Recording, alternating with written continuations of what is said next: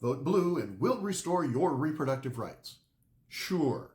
And while we're waiting, maybe Godot will show up too.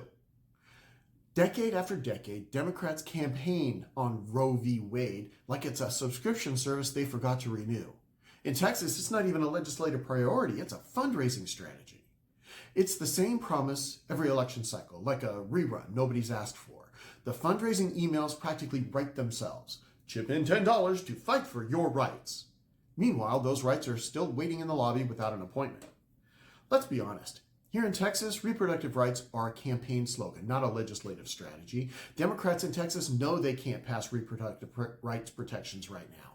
But for decades, Democrats have promised to codify Roe, just as soon as you give them one more election cycle.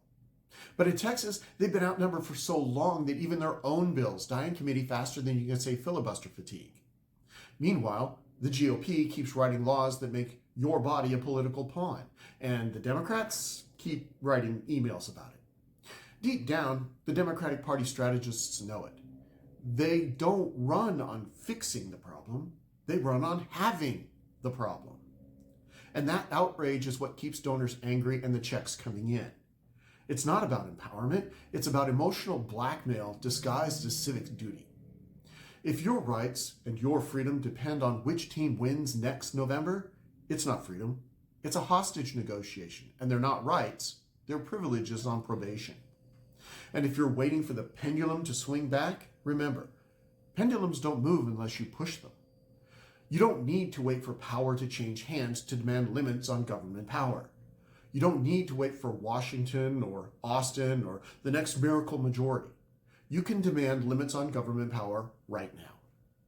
Because the real issue isn't which party protects women's health, it's why either party thinks that the government should have any say in it at all. Libertarians don't play the someday game. The way we see it, your body isn't a political district. We say the government has no business deciding what happens in your doctor's office, period.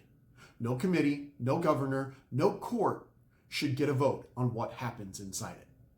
If you believe in bodily autonomy, that means trusting people to make choices for themselves, not waiting for your team to give them permission. Freedom isn't granted by election results. It's defended by boundaries. So instead of chasing the next campaign promise, maybe it's time to draw the line where we always should have been, between you and the state. So while the parties bicker about who gets to regulate your uterus, maybe a better question is, why should any of them have that authority at all? Would you rather wait for politicians to give you your rights or demand that they stop taking them away? Would you rather fight for your rights or keep waiting for Godot? Comment below. Where's the real path to freedom here?